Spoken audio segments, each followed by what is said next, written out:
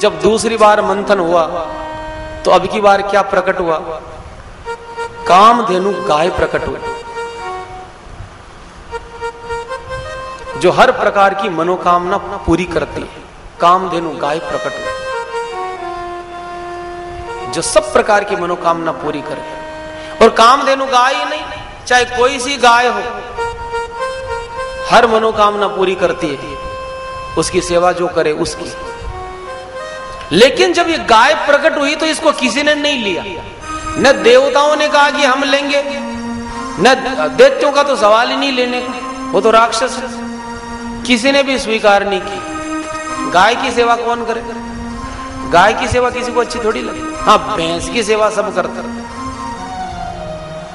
इस समय भी यही हो रहा है। भैंस की सेवा देश में खूब हो रही है, गायों की सेवा नहीं। भैंस को तो पति पत्नी दोनों मिलकर के रगड़ रगड़ के स्नान करवाते दिन भर, और गाय को बेचारी को कचरा खाने के लिए छोड़ देते हैं।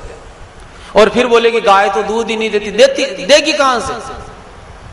जितनी भैंस की सेवा तुम करो उससे आधी भी अगर गाय की सेवा कर दी जाए, फिर देखो गाय दूध देती है कि नहीं। हमारे देश में भी ऐसी ऐसी गायें हैं जो भैंस से ज्यादा दूध देती है।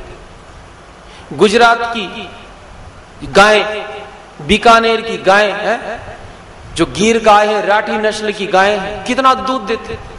35-35, 40-40 लीटर देसी गायें दूध देते।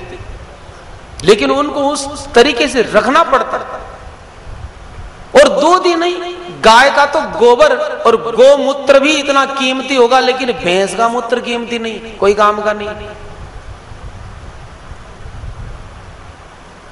तो गाय की सेवा तो करनी पड़ेगी। कई लोग कहते क्यों करे गाय की सेवा? क्योंकि गाय माता है, भैंस माता नहीं है। भाई गाय माता क्यों, भैंस माता क्यों नहीं? दूध तो भैंस भी देती है, बकरी भी देती है। फिर भैंस और बकरी को माता क्यों नहीं माना, गाय को ही माता क्यों माना? दूध देने की वजह से गाय को माता नहीं माना, दूध की वजह से गाय माता नहीं। गाय माता क्यों है? इसके कई कारण हैं।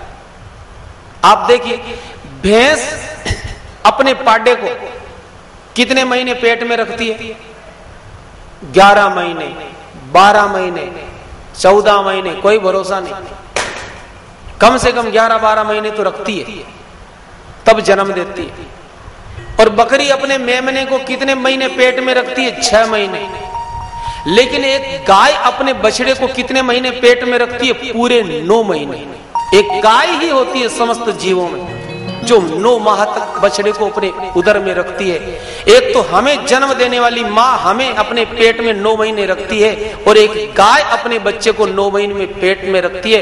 इसलिए हमारी माता के समान गाय को माँ की पदवी दी गई।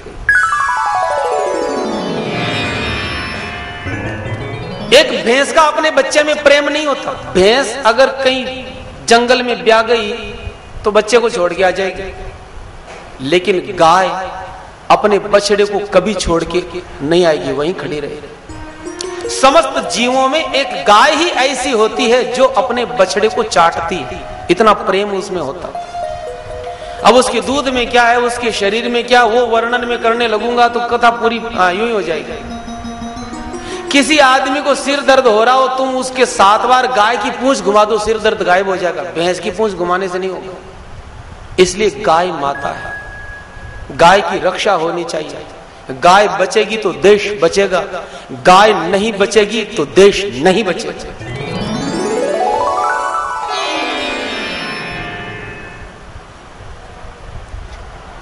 तो कामधेनु गाय प्रकट हुई, किसी ने जब उसको स्वीकार नहीं किया तो किसने स्वीकार किया? ऋषि मुनियों ने स्वीकार किया कि इसको हम स्वीकार करते हैं, क्योंकि हमें यज्ञ हवन करना पड़ता, हमें पवित्र घी दूध की आवश्यकता होती, हमें अग्निहोत्र करना। उन्होंने उसको स्वीकार किया।